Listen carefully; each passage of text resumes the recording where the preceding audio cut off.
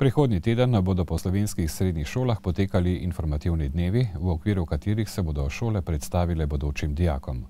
Učenci 9. razredov se bodo morali namreč kmalu odločiti, kam po osnovni šoli.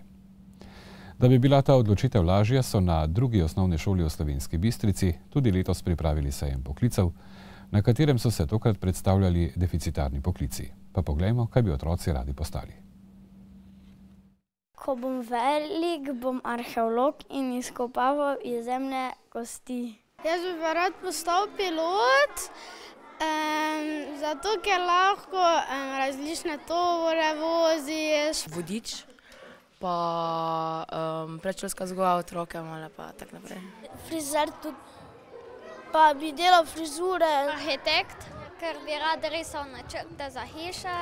Jaz bom pa cvetličar, ker delajo zelo lepe šopke. Rada bi bila pevka pa voditeljica vdaj. Jaz bi bila rada zdravnica. Želja in idej, kakšen poklic bi izbrali otrokom v prvi triadi, ni zmanjkalo, in če bi se danes vpisovali v srednje šole, bi bilo polno kuharjev, frizerjev, kozmetičark, gradbincev, torej poklicev, za katere žal ni velikega zanimanja. Otroci pa so občudovali pri delu tudi dijake gostinske šole, ki so spretno pekli palačinke. Pa sem že se kar malo odločil, da bom šel na to šolo. Kaj torej svetuješ tem malim nadobudnežem?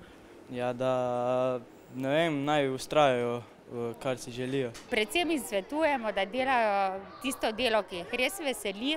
Delo frizerja je zelo kreativno, zanimivo, raznovrstno.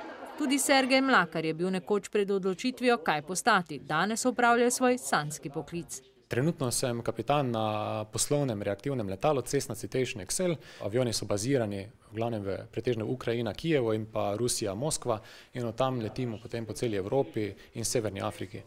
Predstavila se je Erika Drobnič. Po 14 letih je kot bančnica izgubila službo, lani pa je postala inovatorka leta. Važno pa je, da se znamo pobrati, ko pademo, da smo optimistični, da znamo hitro odreagirati. Na šoli so se za ta projekt odločili, saj menijo, da lahko njihovi učenci iz prve roke izvedo vse o skrivnostih poklicev. Predvsem pa v tistih poklicih, ki jih v domači občini, ki so deficitarni in kjer jih tudi čaka potem lahko zaposlitev. Poklic snemalca in novinarja je drugošolcem predstavila tudi naša ekipa in glede na izjemno zanimanje in zgovornost bo tudi ta poklic morda za katerega izmed njih.